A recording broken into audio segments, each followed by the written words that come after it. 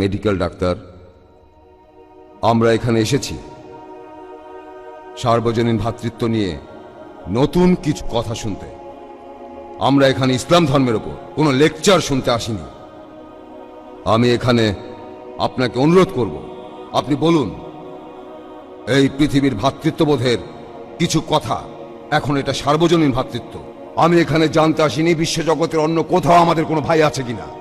ইন্ডিয়াতে অনেক ভাই আছে, তাই আমরা ইন্ডিয়ান ভ্রাতৃত্বের কথা বলবো। আর এই দেশে মানুষের ভ্রাতৃত্ব কিভাবে দেশের ইতিহাসকে গত 100 বছরে কতখানি প্রভাবিত করতে পেরেছে। ভাই, আপনি খুব সুন্দর প্রশ্ন করেছেন, খুবই প্রাসঙ্গিক প্রশ্ন। তিনি বললেন যে আজকে তিনি এসেছেন সর্বজনীন ভ্রাতৃত্বের কথা শুনতে, আর আমি এখানে বলেছি শুধুমাত্র এই পৃথিবীর ভ্রাতৃত্বের কথা। আর এই পৃথিবীর বাইরেও কি কোনো ভ্রাতৃত্ব আছে? আপনি একজন ডাক্তার, আলহামদুলিল্লাহ। আর আমার লেকচার যদি শোনেন, যদি আপনি একটু মন দিয়ে শোনেন, আমি বলেছি আমরা এক সর্বশক্তিমান ঈশ্বরে বিশ্বাস করি, যিনি এই পৃথিবী সমূহের প্রতিপালক, রাব্বুল আলামিন। পৃথিবী সমূহের প্রতিপালক অর্থাৎ বিশ্বজগতের প্রতিপালক আমাদের এই পৃথিবী সহ। এই ভ্রাতৃত্বটা হলো বিশ্বজগতের, পৃথিবীর অথবা ইন্ডিয়া। আপনি কি বলেন? হ্যাঁ ভাই, ঠিক আছে, আগে উত্তরটা শোনেন। এক এক করে আমি আপনাদের সবার প্রশ্নের উত্তর দিয়ে দেব। আগে এই উত্তরটা দিয়ে তারপর আপনার প্রশ্নে আসছি। সমস্যা না, আমি এখানে আছি, আপনাদের সবার প্রশ্নের উত্তর দেবো ইনশাল্লাহ। প্রথমে এই ভদ্রলোকের উত্তর দেই। তিনি যে প্রশ্ন করেছেন সেটার উত্তর আগে দেই। তিনি আমার কাছে ভ্রাতৃত্ব সম্পর্কে জানতে চেয়েছেন। আর সর্বজনীন ভ্রাতৃত্ব শুধুমাত্র এই পৃথিবীর ভ্রাতৃত্বকেই বোঝায় না। আর পবিত্র কোরআনের কথা অনুযায়ী সূরা আল শুরার 29 নম্বর আয়াতে উল্লেখ আছে যে আল্লাহ সুবহানাহু ওয়া তাআলা এই আকাশমণ্ডলী আর পৃথিবী সৃষ্টি করেছেন আর সেখানে জীবজন্তু ছড়িয়ে দিয়েছেন। তার অর্থ পবিত্র কোরআন বলছে যে এই পৃথিবী ছাড়াও এই বিশ্বজগতে অনেক প্রাণী আছে। পৃথিবী ছাড়া অন্য গ্রহেও প্রাণী আছে। বিজ্ঞান এখনো এটা প্রমাণ করতে পারেনি যে পৃথিবীর বাইরেও আরো জীবন আছে। আপনারা জানেন যে বিজ্ঞানীরা এখন রকেট, স্যাটেলাইট, আরো কত কিছু এগুলো পাঠিয়ে দেখছে যে কোথাও প্রাণী আছে কিনা। এখনো প্রমাণিত হয়নি। বিজ্ঞান বলছে এটার সম্ভাবনাই বেশি। তবে কোরআন বলছে এই পৃথিবীর বাইরেও প্রাণ আছে। আমরাও এটা বিশ্বাস করি। সর্বজনীন ভ্রাতৃত্ব শুধুমাত্র এই পৃথিবীর জন্য নয়, এটা অন্যান্য সমস্ত পৃথিবীর জন্য। আর আপনি ঠিকই বলেছেন, এই ভ্রাতৃত্ব ইন্ডিয়ার জন্য, পুরো পৃথিবীর জন্য। আর এই ভ্রাতৃত্ব বজায় রাখার জন্য যদি আমার লেকচার শুনে থাকেন তাহলে সেগুলো আমি বলবো না। আমাদের কিছু নৈতিকতা থাকা উচিত যে কোনো একজন মানুষ অন্য কোনো মানুষকে খুন করবে না, সে ডাকাতি করবে না, সে দান খয়রাত করবে, প্রতিবেশীদের ভালোবাসবে, কারো পেছনে নিন্দা করবে না। সে খেয়াল রাখবে যখন সে ভরপেটে থাকে তখন যেন তার প্রতিবেশীও ভরপেটে থাকে। সে খেয়াল রাখবে সে যেন মদ পান না করে। মাদকদ্রব্য সর্বজনীন ভ্রাতৃত্বকে ছড়ানোর পথে একটা বাধা। পেছন থেকে নিন্দা করবে না, সে কারো নিন্দা করবে না। আর এভাবে কাজ করলে সর্বজনীন ভ্রাতৃত্ব শুধুমাত্র ইন্ডিয়ায় নয়, শুধু এই পৃথিবীতেই নয়, পুরো বিশ্বজগতে বিরাজ করবে। হতে পারে যে আপনি আমার পুরো লেকচার মন দিয়ে শোনেননি। আমার লেকচার আলহামদুলিল্লাহ এই বিষয়টার উপরই ছিল সেটা। আর এখানে আমি ইন্ডিয়া, আমেরিকা, এই পৃথিবী আর পুরো বিশ্বজগতের কথা বলেছি। আর এটা শুধু তখনই বিরাজ করবে যদি সব ধর্মের অনুসারীরা বিশ্বাস করা শুরু করে যে সৃষ্টিকর্তা, পুরো মানবজাতির স্রষ্টা, সকল প্রাণীর স্রষ্টা, হোক সেটা ইন্ডিয়ায়, হোক আমেরিকায় অথবা পৃথিবীর বাইরে, আমাদের সৃষ্টিকর্তা কেবলমাত্র একজনই। আর প্রত্যেকটা ধর্মেই আসলে বলে থাকে একজন সৃষ্টিকর্তার কথা, যেটা আমি আগেই খুলে বলেছি। ঈশ্বরের ধারণা সম্পর্কে বিস্তারিত জানার জন্য আমি একটা লেকচার দিয়েছি। প্রধান ধর্মগুলোতে ঈশ্বরের ধারণা, এখানে অন্যান্য ধর্মে ঈশ্বরের ধারণা সম্পর্কে বিস্তারিত বলা হয়েছে, যেমন শিখ ধর্ম আর পার্সি ধর্ম ইত্যাদি। এখানে বিস্তারিত বলা আছে। যদি আপনি আরো বিস্তারিত জানতে চান কিভাবে ভ্রাতৃত্ব বজায় থাকবে, আপনারা আমার এই ভিডিও ক্যাসেটটা কিনে নিয়ে গিয়ে দেখতে পারেন। এই ক্যাসেটটা বাইরে যে কোনো ভিডিও দোকানে পাবেন। আমার প্রথম প্রশ্নটা হলো, সর্বজনীন ভ্রাতৃত্বের নাম দিয়ে আপনি ইসলাম ধর্মের বিজ্ঞাপন দিচ্ছেন, আর এর উপর ভিত্তি করে দয়া করে পরিষ্কার করে বলবেন এই সর্বজনীন ভ্রাতৃত্ব এটা আসলে কি? যদি আপনি সর্বজনীন ভ্রাতৃত্বের কথা বলেন তখন আপনাকে সব মানুষের ভ্রাতৃত্ব মেনে নিতে হবে, হোক সে মুসলিম অর্থাৎ ইসলাম ধর্মের অনুসারী অথবা অমুসলিম, যাদেরকে আপনি কাফের বললেন। এখানে আপনি বলতে পারতেন মুসলমান ভ্রাতৃত্ব, তাহলে ঠিক হতো। ভাই, আপনি বললেন যে সর্বজনীন ভ্রাতৃত্বের নামে আমি ইসলামের বিজ্ঞাপন দিচ্ছি।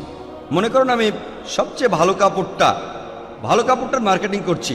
ধরেন রেমন্ডের কাপড় সবচেয়ে ভালো, তাহলে তো আমি রেমন্ড সম্পর্কে ভালো কথাই বলবো, যদি রেমন্ড সবচেয়ে ভালো হয়। যাই হোক, আমার কোনো রেমন্ডের কাপড় নেই, এটা একটা উদাহরণ। আমি রেমন্ডের কোনো ডিলার নই, কিন্তু যদি রেমন্ডের কাপড়টা ভালো হয় আর যদি ভালো কাপড় নিয়ে কথা হয় তখন আমি রেমন্ডের কথাই বলবো। ধরুন আমি কথা বলছি এই পৃথিবীর সেরা ডাক্তার নিয়ে, এই পৃথিবীর, আর সেখানে একজন ডাক্তারের নাম XYZ, তিনি সেরা ডাক্তার হলে আমি সে কথা বলবো। হ্যাঁ, তাই একইভাবে সর্বজনীন ভ্রাতৃত্ব, আমি আগেও বলেছি, ইসলাম সর্বজনীন ভ্রাতৃত্বের কথা বলে আর এটা অর্জনের উপায়ও বলে দেয়। আপনার প্রশ্ন ছিল সর্বজনীন ভ্রাতৃত্বে একজন মুসলিম কোনো অমুসলিমকে ভাই বলতে পারে কিনা, নাকি মুসলিমরাই ভাই ভাই। ইসলামের সর্বজনীন ভ্রাতৃত্বে পৃথিবীর সব মানুষই আমাদের ভাই, এ কথাটা আমি পরিষ্কারভাবে বলেছি। আমি শব্দ নিয়ে খেলা করছি না, পরিষ্কার বলেছি। তবে হতে পারে যে আপনি খেয়াল করেননি, পবিত্র কোরআনে সূরা হুজুরাতের 13 নম্বর আয়াতে উল্লেখ আছে যে يا أيها الناس إنا خلقناكم من ذكر وأنثى وجعلناكم شعوبا وقبائل لتعارفوا إن أكرمكم عند الله أتقاكم إن الله عليم خبير। অর্থাৎ হে মানুষ, আমি তোমাদেরকে সৃষ্টি করিয়াছি একজন পুরুষ ও একজন নারী হইতে, আর তোমাদেরকে বিভক্ত করিয়াছি বিভিন্ন জাতিগোত্রে, যাহাতে তোমরা অপরের সহিত পরিচিত হইতে পারো, এজন্য নয় যে অন্যকে ঘৃণা করিবে। আর তোমাদের মধ্যে আল্লাহর নিকট সেই ব্যক্তি মর্যাদা সম্পন্ন অধিক যে তোমাদের মধ্যে অধিক মুত্তাকি, যে অধিক ন্যায়পরায়ণ, যে অধিক ধার্মিক, যে আল্লাহকে মেনে চলে। তাহলে এই ব্যক্তি হবে আল্লাহর কাছে অধিক মর্যাদা সম্পন্ন। ধরুন আমার দুজন ভাই, একজন খুব ভালো মানুষ, আসলে আমার ভাই মাত্র একজন, তবে ধরুন আমার দুজন ভাই, একজন মেডিকেল ডাক্তার, এই ভাইয়ের মতো যে মানুষের বিভিন্ন অসুখ সারায়, আর অন্যজন হলো মাতাল ধর্ষক। দুজনই আমার ভাই। এদের মধ্যে কে ভালো ভাই? যে পেশায় ডাক্তার, মানুষের অসুখ সারায় আর সমাজের কোনো ক্ষতি করে না। আর অন্যজন, সেও আমার ভাই, কিন্তু সে ভাইটা আমার ভালো নয়। একইভাবে পৃথিবীর সব মানুষই আমার ভাই, কিন্তু সেই ভাইরা আমার কাছাকাছি, যাদের তাকওয়া আছে, যারা ন্যায়পরায়ণ, যারা ধার্মিক। মূল কথা হলো যারা ধার্মিক, যারা ন্যায়পরায়ণ, যারা আল্লাহকে মানে, তারা আমার কাছাকাছি। এটা খুবই পরিষ্কার, আমার লেকচারে বলেছি, আবারও বললাম, আশা করি উত্তরটা পেয়েছেন। আপনি এখানে বললেন হিন্দুইজম, ইসলাম আর খ্রিস্টান ধর্মের কথা। এই তিনটা ধর্মেই ভ্রাতৃত্ব নিয়ে ভালো কথা বলা হয়েছে। আপনি এখানে যেটা বলেননি, হিন্দু ধর্মের ভ্রাতৃত্ব আর খ্রিস্টান ধর্মের ভ্রাতৃত্ব।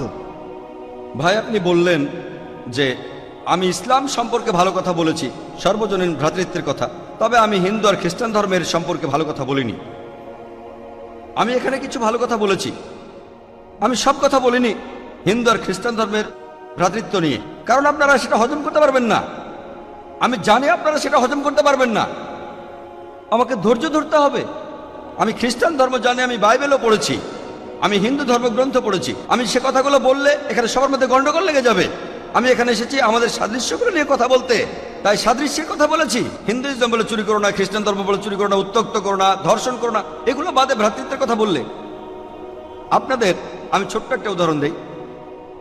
ঈসা আলাইহিস সালাম বলেছেন, এটার উল্লেখ আছে গসপেল অফ ম্যাথিউয়ের 10 নম্বর অধ্যায়ের 5 ও 6 অনুচ্ছেদে বলা হয়েছে। এটা উদ্ধৃতি, অধ্যায় আর অনুচ্ছেদ থেকে উদ্ধৃতি দিচ্ছি, আমার বানানো কথা না। তিনি তার অনুসারীদের বলেছেন, জেন্টাইলদের পথ অনুসরণ করো না, বরং তার বদলে ইসরায়েলের অধিবাসীদের পথ অনুসরণ করো। এই জেন্টাইল কারা? ইহুদি না, হিন্দু, খ্রিস্টান, আর আমরা হলাম জেন্টাইল। শুকরের পথ অনুসরণ করো না, তিনি আমাদের শুকর বলেছেন। আমি কি এখানে সে কথা বলবো? ঈসা আলাইহিস সালাম বলেছেন, গসপেল অফ ম্যাথিউয়ের 15 নম্বর অধ্যায়ের 24 নম্বর অনুচ্ছেদে আছে, তিনি বলেছেন, আমি এই পৃথিবীতে এসেছি শুধুমাত্র ইসরায়েলের অধিবাসীদের জন্য। আমি এখানে বাইবেল থেকে উদ্ধৃতি দিচ্ছি, তার অর্থ এই ধর্মটা শুধুমাত্র ইহুদিদের জন্য, এটা পুরো বিশ্বের জন্য নয়। পৃথিবীর অনেক ধর্মই মানুষকে সন্ন্যাস ব্রত শেখায়, সন্ন্যাসীর জীবন। যদি ঈশ্বরের কাছে যেতে চান, এই পৃথিবীকে পরিত্যাগ করতে হবে, পৃথিবীর জীবনকে পরিত্যাগ করতে হবে। বেশিরভাগ ধর্ম এই কথা বলে, হিন্দুইজম বলে, খ্রিস্টান ধর্ম বলে, ঈশ্বরের কাছে যেতে হলে পৃথিবীকে ত্যাগ করতে হবে। পবিত্র কোরআনের মধ্যে সূরা হাদীদের 27 নম্বর আয়াতে উল্লেখ আছে যে ইসলাম সন্ন্যাসবাদের বিরুদ্ধে। সন্ন্যাসবাদকে কোনো অনুমতি দেওয়া হয়নি ইসলামে। প্রিয় নবী বলেছেন সন্ন্যাস ব্রত চলবে না। এটার উল্লেখ আছে সহিহ বুখারীর 7ম খণ্ডে, বুক অফ নিকাহ 3য় অধ্যায়ের 4 নম্বর হাদিসে। হে যুবক যুবতী, যাদের বিয়ে করার সামর্থ্য আছে অবশ্যই বিয়ে করবে, হাদিসে কথা বলছে। যদি কথা মেনে নেই, পৃথিবীকে পরিত্যাগ করলে আপনি ঈশ্বরের কাছাকাছি যাবেন। আর যদি সব মানুষই আজ থেকে পৃথিবী পরিত্যাগ করে, তাহলে আগামী 100 বা 150 বছরের মধ্যে এই পৃথিবীতে একজন মানব সন্তান আর জীবিত থাকবে না। যদি পৃথিবীর সব মানুষের নিয়ম মেনে চলে, সর্বজনীন ভ্রাতৃত্ব কোথায় থাকবে? সেজন্য ভাই আমি এখানে শুধু ভালো কথাগুলোই বলছি। যদি আপনারা অন্য ধর্ম সম্পর্কে জানতে চান, এটা আমার কাজ, আমি সত্যি কথাই বলবো। পবিত্র কোরআনের সূরা ইসরার 81 নম্বর আয়াতে উল্লেখ আছে, وقل جاء الحق وزهق الباطل إن الباطل كان زهوقا। যখন সত্য আসিয়াছে তখন মিথ্যা বিলুপ্ত হইয়াছে, কারণ মিথ্যা তার প্রাকৃতিক কারণে বিলুপ্ত হইবে। আশা করি উত্তরটা পেয়েছেন। আমার নাম মাধব ফারকে। আপনি আপনার লেকচারে বললেন যে ঈশ্বর হলেন, আল্লাহ হলেন নিরাকার, প্রতিমূর্তি ছাড়া। হিন্দু ধর্মেও একই কথা আছে। কিন্তু তাহলে মুসলমানরা হজ করার সময় তাদের তীর্থস্থানকে কেন পূজা করে? কেন তারা কাবা ঘরকে উপাসনা করে?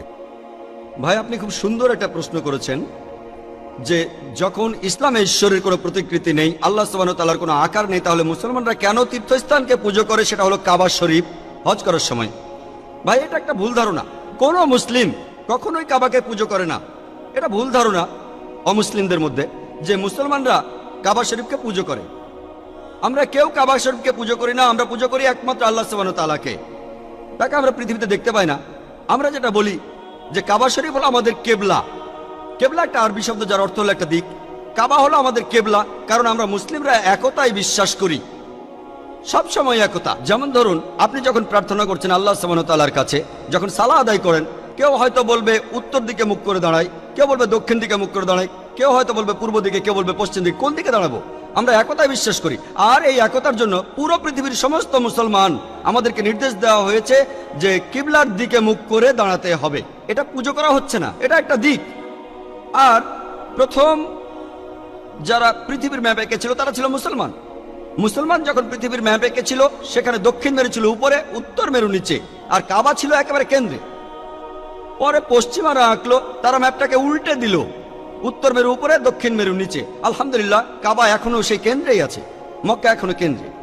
আর মক্কাকে কেন্দ্রে রেখে পৃথিবীর যে কোনো জায়গার যে কোনো মুসলমান যদি সে উত্তর দিকে থাকে কাবা শরীফের, তাহলে দক্ষিণে ফিরে দাঁড়াবে। আর যদি সে কাবা শরীফের দক্ষিণে থাকে তাহলে উত্তর দিকে ফিরে দাঁড়াবে। সারা পৃথিবীর সমস্ত মুসলমান একদিকে মুখ করে দাঁড়ায়। কাবা শরীফ আমাদের কেবলা বা দিক। মুসলমানরা একে পুজো করে না। আর যখন আমরা হজে যাই, হজ পালন করি, আমরা কাবার চারপাশে প্রদক্ষিণ করি। আমরা কাবার চারপাশে প্রদক্ষিণ করি কারণ সবাই জানে যে সব বৃত্তেরই মাত্র একটাই কেন্দ্র আছে। তাই আমরা কাবার চারপাশে প্রদক্ষিণ করি আর সাক্ষ্য দেই কেবলমাত্র একজন ঈশ্বর। আমরা কাবাকে পুজো করি না। আর ইসলাম ধর্মের দ্বিতীয় খলিফা হযরত ওমর রাদিয়াল্লাহু তাআলা আনহু তিনি বলেছেন, এটার উল্লেখ আছে সহিহ মুসলিমে, বুক অফ হজের দ্বিতীয় খণ্ডে। হযরত ওমর রাদিয়াল্লাহু তাআলা আনহু বলেছেন যে আমি কালো পাথরকে চুমু দেই, অর্থাৎ আল হাজরে আসওয়াদ, শুধুমাত্র এই কারণে যে আমাদের নবীজি চুমু দিয়েছিলেন। তা না হলে এই কালো পাথর আমাদের কোনো ক্ষতি করবে না, কোনো উপকারও করবে না। ইসলাম ধর্মের দ্বিতীয় খলিফা হযরত ওমর রাদিয়াল্লাহু তাআলা আনহু তিনি একথা নিশ্চিত করে বলেছেন যে কোনো মুসলিমই কালো পাথরকে পুজো করে না। এটা আমাদের কোনো ক্ষতি করবে না, আবার কোনো উপকারও করবে না। আর আরেকটা দৃষ্টান্ত আছে যে আমাদের নবীজির সময়ে সাহাবাগণ, নবীজির সঙ্গী সাথীরা, তারা এমনকি কাবার উপরে দাঁড়িয়ে আজান দিয়েছেন। আজান হলো আহ্বান সালার জন্য। লোকে একসময় কাবার উপর দাঁড়িয়ে আজান দিয়েছে। আপনাদের প্রশ্ন করি, কোন মূর্তি পূজারী কি তার পূজনীয় মূর্তির উপর কখনো দাঁড়ায়? এভাবে আমরা প্রমাণ করতে পারি কোন মুসলিম কখনোই কাবাকে পুজো করেনি। কাবা আমাদের কেবলা, আর আমরা উপাসনা করি একমাত্র আল্লাহ সুবহানাহু ওয়া তাআলার, যাকে আমরা দেখতে পাই না। আশা করি উত্তরটা পেয়েছেন।